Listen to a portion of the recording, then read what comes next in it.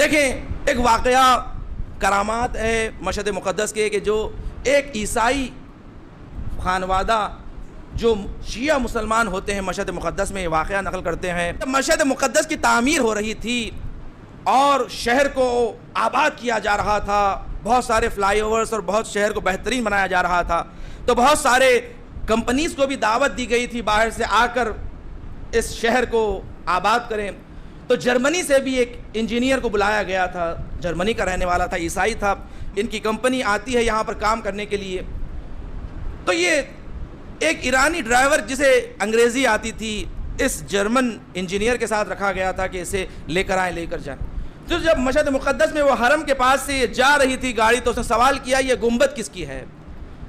تو اس ایرانی شخص نے کہا کہ یہ گنبد ہمارے مولا کی ہے، یہ ہمارے امام کی ہے، یہاں پر آپ کی مزار ہے، قبر ہے، اور یہاں پر آپ کے چاہنے والے دنیا بھر سے آتے ہیں اور اپنی حاجتوں کو مانگتے ہیں، سوال کرتے ہیں، اور کوئی ان کے در سے خالی ہاتھ نہیں جاتا.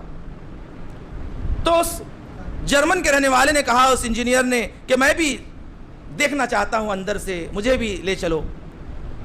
اس شخص نے کہا چلیں میں آپ کو لے چلتا ہوں، میں بھی زیارت کر لیتا ہوں. داخل لے کر آتا ہے، لے کر آنے کے بعد جب وہ دیکھتا ہے سارے لوگ آ رہے ہیں حرم میں اور ایک کے بعد ایک ہجوم آ رہا ہے، اس کے بعد اس نے دیکھا کہ ایک صحن میں ایک بڑی سی کھڑکی ہے، وہاں پر لوگ کچھ اپنے آپ کو تاگے سے باندھ لیتے ہیں، رسیوں سے باندھ لیتے ہیں اور وہاں بیٹھ جاتے ہیں. تو اس نے سوال کیا یہ کیا ہے؟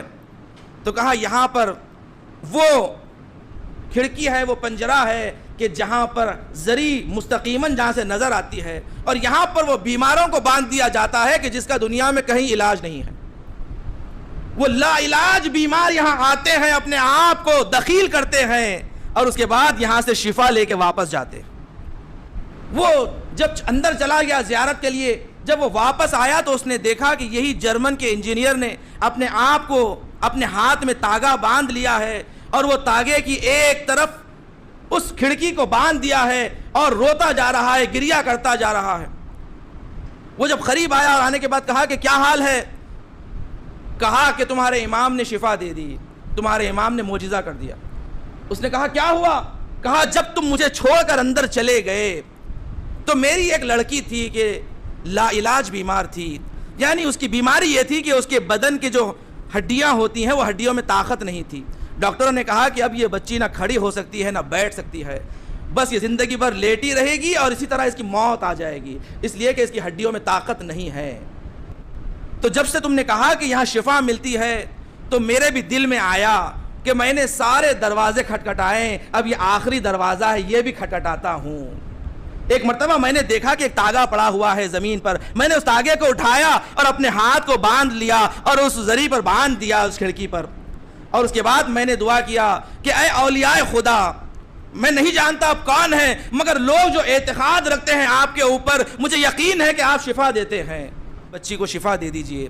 بس یہ کہنا تھا کہ تھوڑی دیر بعد مجھے فون آنے لگا اور جیسے ہی میں نے فون اٹھایا دیکھا کہ میری زوجہ گریہ کر رہی ہے، رو رہی ہے.